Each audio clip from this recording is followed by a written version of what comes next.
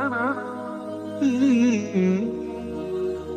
الله الرحمن الرحیم. قرآن کریم دا د ترتیب په لحاظ سره په دوه قسمه باندې دی.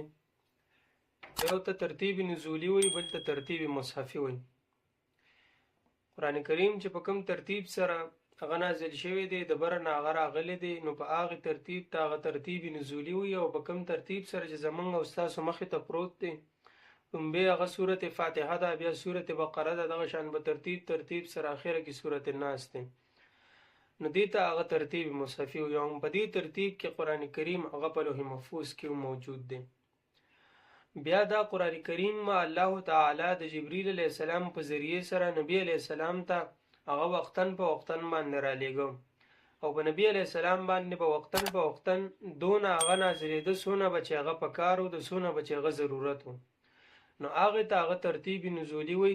او ترتیب نزولی او ترتیب مصحفي دا دواړه هغه جدا جدا دي. ځکه په ترتیب مصحفي کې چې څرنګه قرآن دا موجود دی او په کوم ترتیب سره موجود دی، نو په دغه ترتیب سره دا په نزول کې هغه د دې نه مختلف دی. نزول هغه د دې په دې ترتیب سره نه دی راغلی. ځکه چې څرنګه د دې مثال به هغه داسې واخلو لکه یو انسان هغه ډاکټر دی، د هغه اول د سر علاج زده کړه چې زه به د سر علاج څنګه کوم، بیا د مریض زده کړه، بیا د خېټې زده کړه، بیا د خپو زده کړه. اوس چې هر کله دې مریض له هغه له علاج کوي، نو دی به دا نه کوي چې مریض د هغه خپې خوږ دی او دی ورته وایي چې اول علاج ما د سر زده کړی دی، نو اول به زه هغه تاله د سر علاج کوم، بیا به دله د خپو کوم، په ترتیب به راځم. نه، دی به اوس هغه ځای ته ګوري چې یاره د ده هغه دې ځای کې کوم ټریټمنټ هغه دته په کار دی چې زه دله هغه شانتې علاج وکړم، نو دی به د هغې موقع مناسب سره هغه له علاج کوي.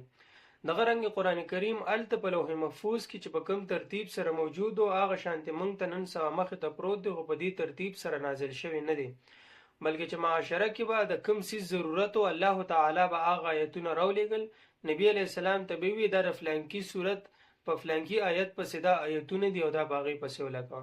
نو په دغه ترتیب سره قرآن کریم هغه الله تعالی په نبي علیه السلام باندې راولېږي د جبریل علیه السلام په ذریعه سره.